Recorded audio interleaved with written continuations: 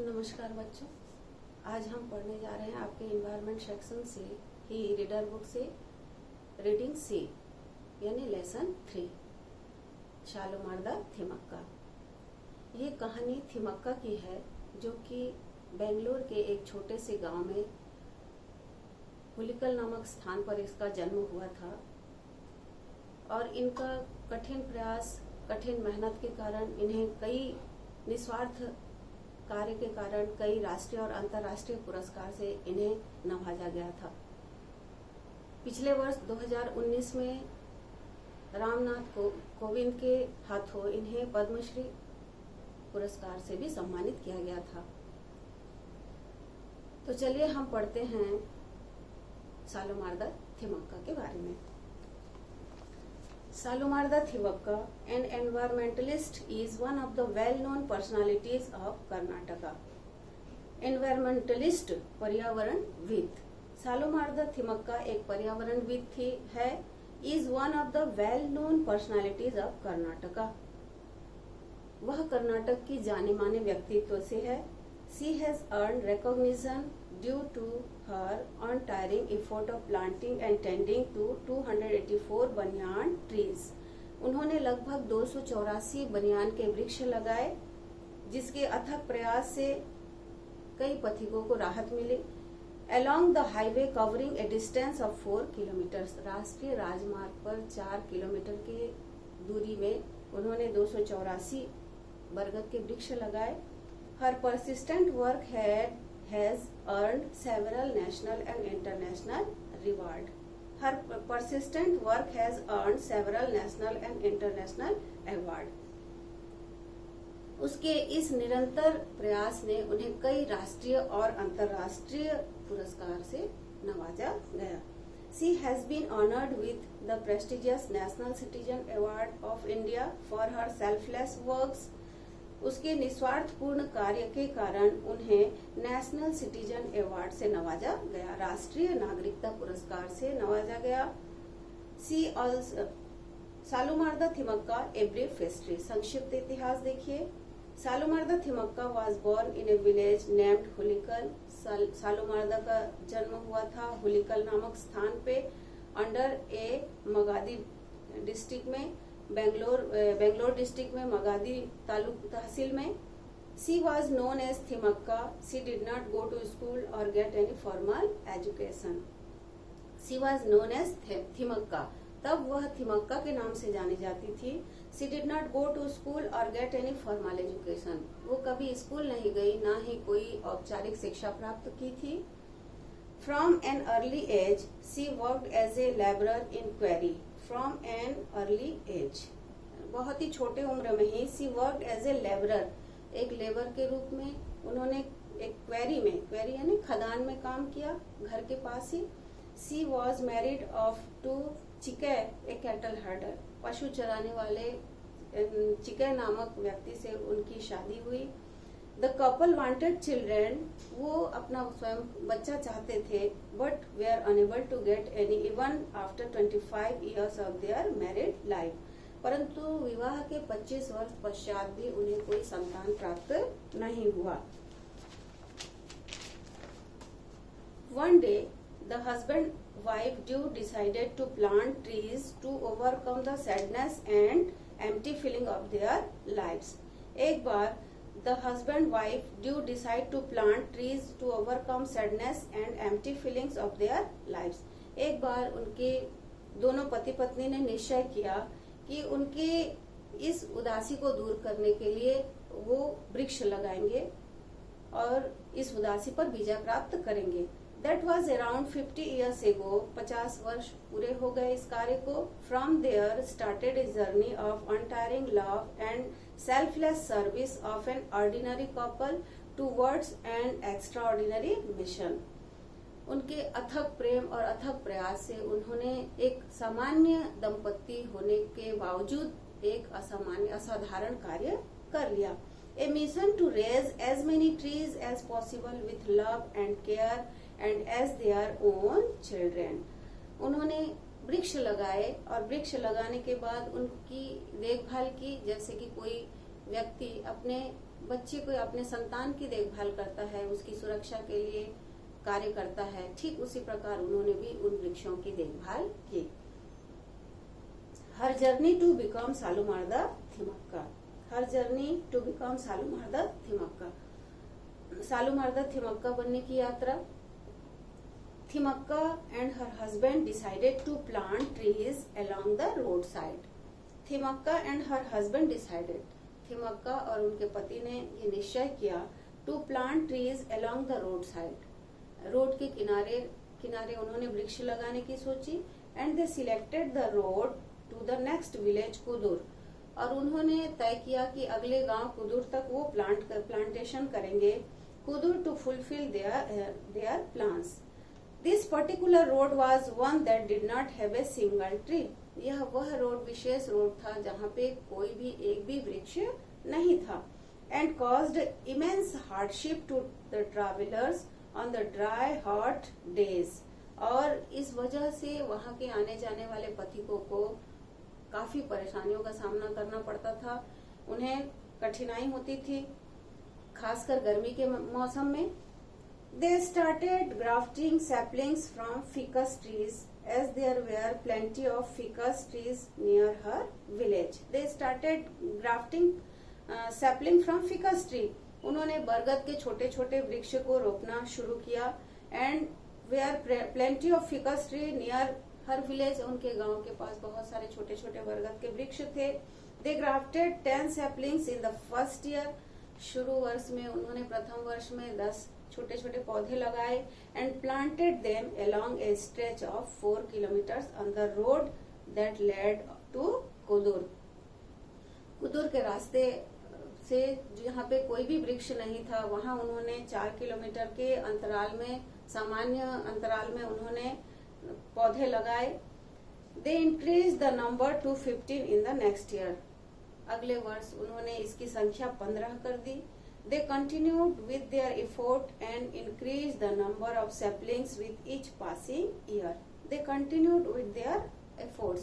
निरंतर उन्होंने अपना प्रयास जारी रखा and increased the number of sapling, और पौधा लगाने की संख्या दिन ब दिन increase होते गई, बढ़ती गई with each passing year. प्रत्येक वर्ष इसकी संख्या बढ़ती गई।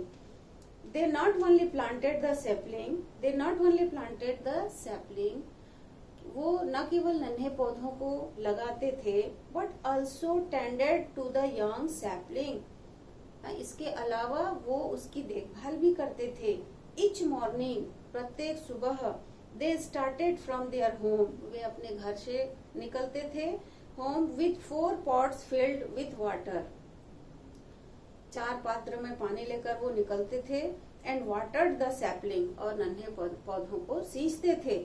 When the pots emptied out, जब उनके पात्र के पानी खत्म हो जाते थे, तो they refilled them from the nearby ponds, तो पास के ponds and wells, तो पास के कुएं या तालाब से वो पानी फिर से भरकर लाते थे। and continue watering the sapling, और निरंतर उन नन्हे पौधों पर पानी सींचते थे। while covering the whole stretch on foot and return home doing the same thing, और लंबे लंबे कदमों से वो जाते, पानी लेकर आते और पौधों में पानी डालते, और उसके बाद वो घर वापस आते थे। They treated the saplings as their own children, उन नन्हे पौधों को वो इस प्रकार बर्ताव करते थे, उनके साथ इस प्रकार व्यवहार करते थे, उनकी ऐसी देखभाल करते थे मानो वो स्वयं के संतान हो। And each day followed the same routine, और प्रतिदिन उनकी यही दिनचर्या होती थी। They also protected the sapling from the grazing cattle by fencing them with thorny shrubs. They also protected, उसके बाद वो पानी वृक्ष लगा दिए, इतना ही नहीं, उस पे निरंतर पानी डालते थे, पानी डाल दिए, इतना भी नहीं, दे ऑल्सो प्रोटेक्टेड, वो उनकी रक्षा करते थे। The sapling from the grazing cattle, पशु जो चरने वाले होते हैं उन पशुओं से भी वो रक्षा करते थे।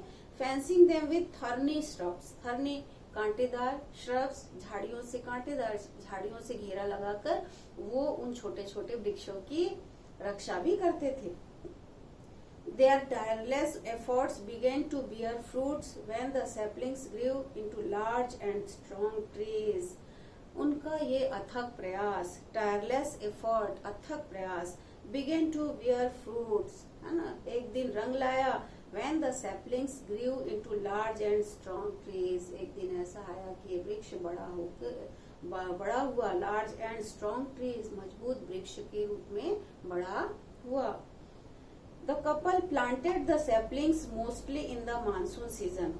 The couple planted, वो दंपति planted the sapling mostly. अक्सर वो इन पौधों को कब लगाते थे? In the monsoon season, बरसात के ऋतु में लगाते थे. So that the plants would get the rain water for their growth. ताकि उन पौधों को आसानी से पानी प्राप्त हो सके बढ़ने के लिए. The couple planted more than 300 trees in total, and today the asset value of the trees stand as more than 1.5 million rupees. The couple planted more than 300 trees. उन दंपति ने कम से कम 300 से अधिक वृक्ष लगाए. Total and today the asset, उसकी value जो है, उसका मूल्य जो है, कीमत जो है, of the tree stand as more than 1.5 million rupees है.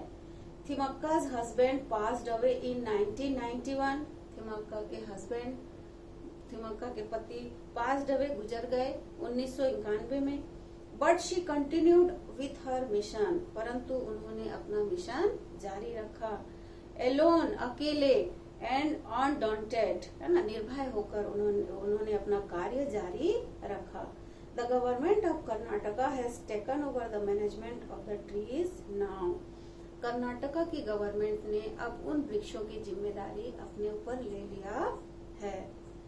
तो प्यारे बच्चों, शेष भाग को हम आने वाले क्लास में पढ़ेंगे.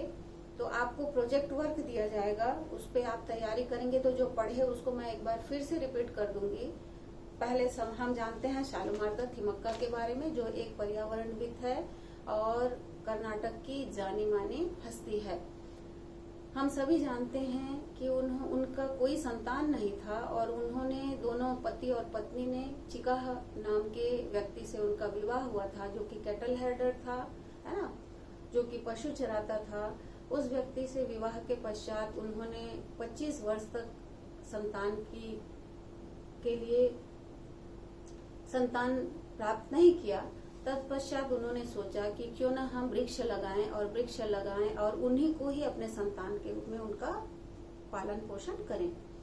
और उन्होंने बरगद के वृक्ष को लगाने का निर्णय लिया.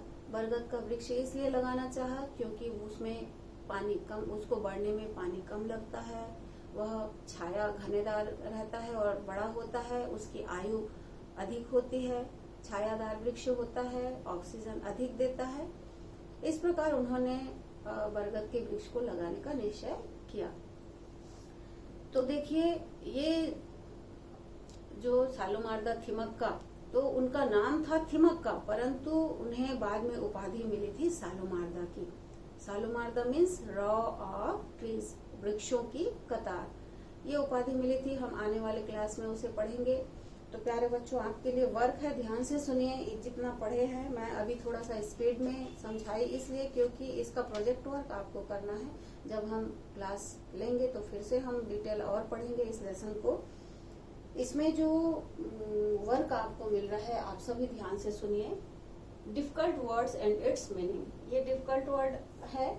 जितना हमने अभी पढ़ा उसमें ये इन्वायरमेंटलिस्ट पर्यावरणविद, पर्सनालिटी व्यक्तित्व, परसिस्टेंट निरंतर, प्रेस्टिजियस प्रतिष्ठित, रिकॉग्निशन पहचान, एक्स्ट्राऑर्डिनरी असाधारण, पर्टिकुलर विशेष, अनडॉन्टेड निर्भय होकर, अनटायरिंग अथक प्रेम, इंक्रीज्ड बढ़ते हुए. इस प्रकार कुछ डिफिकल्ट वर्ड है जिसके अर्थ मैंने यहाँ लिखे हुए हैं. इसको कॉपी में आप उतारिए, परंतु ध्यान रहे इन सारे वर्ड्स को आप 5 टाइम्स लिखेंगे.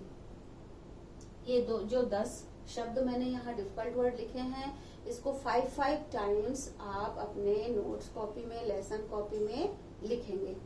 और आपका होमवर्क है, आज का होमवर्क है कि यहाँ से आपको 5 जितना हमने अभी पढ़ा उसमें से 5 प्रॉपर नाउन और 5 कॉमन नाउन आपको छांट कर लिखना है ना। Find out 5 proper noun and 5 common noun and right your lesson copy. आपके लेसन कॉपी में आपको 5 प्रॉपर नाउन और 5 कॉमन नाउन निकालना है इसमें से, अभी जितने पढ़े उसमें से, और उसको लिखना है। और एक होमवर्क है, जो पिछले कक्षा में हमने वर्ब पढ़े थे, लेसन में जो वर्ब का तीनों फॉर्म लिखे थे, उन वर्ब को छोड़कर जो जितने नए वर्ब आए हैं उस नए वर्ब को भी पास्ट और पास्ट पार्टिसिपल फॉर्म में आपको लिखना है। कम से कम 10 वर्ब छांट कर आप और अलग से लिखेंगे न्यू वर्ब को। ठीक है, तो आगे क्लास में इसको कंप्लीट करते हैं और आपको प्रोजेक्ट वर्क देते हैं। ठीक।